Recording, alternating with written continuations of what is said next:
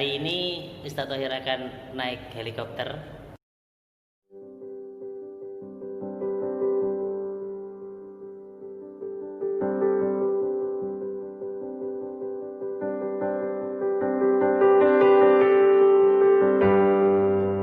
Birunya lautan Indonesia menjadi sebuah anugerah tersendiri bagi bangsa Indonesia. Indonesia mempunyai kekayaan alam yang sangat indah. Indonesia mempunyai lautan yang sangat luas. Subhanallah. Marilah kita jaga kekayaan alam lautan Indonesia untuk masa depan Indonesia yang lebih cerah. Perairan yang lebih luas daripada daratan membuat Indonesia disebut sebagai negara maritim. Lalu, Indonesia kenapa disebut sebagai negara agraris juga? Apa alasannya? Mari kita telusuri. Tetap bersama Ustadz Thohir.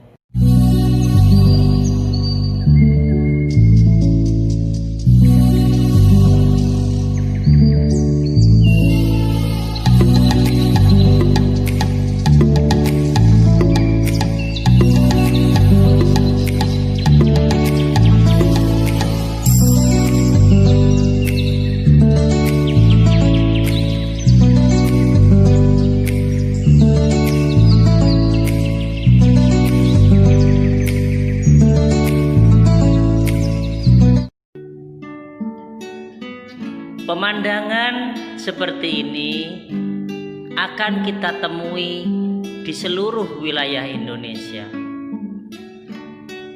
Karena Indonesia subur dan makmur.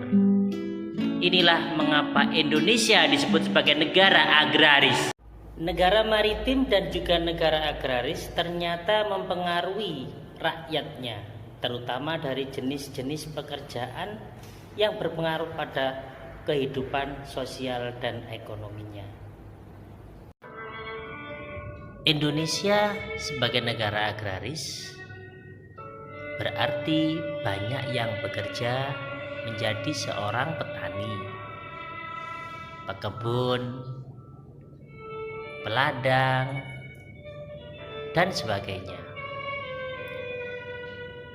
Luar biasa orang-orang Indonesia bekerja keras, mengolah dengan baik pemberian dari Allah Subhanahu wa taala. Alhamdulillahirabbil alamin. Akhirnya ketika kita memelihara sesuatu tidak kesulitan di bidang pangannya karena melimpahnya tumbuh-tumbuhan. Efek dari negara maritim, ya banyak sekali warga Indonesia yang ada di tepi pantai bekerja sebagai nelayan. Subhanallah, Maha Suci Allah. Allah. Bismillahirrahmanirrahim. 1 menit 1 ilmu. Suatu ketika seorang ulama besar Ibrahim bin Adham menziarahi Nabi Muhammad SAW.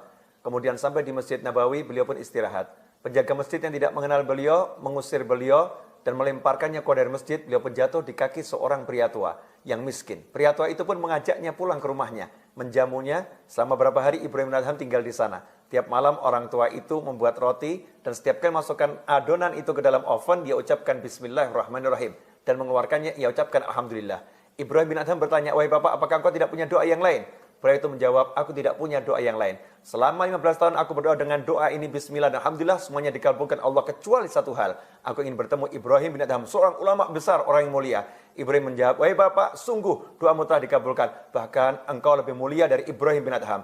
Allah telah melemparkan ia tepat di kakimu. Akulah Ibrahim bin Adham. Jangan remehkan basmalah dan Alhamdulillah."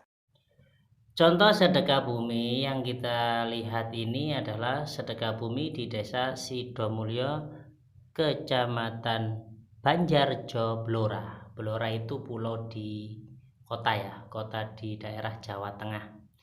Biasanya sedekah bumi dilaksanakan setelah panen untuk mensyukuri pemberian yang diberikan oleh Allah Subhanahu wa taala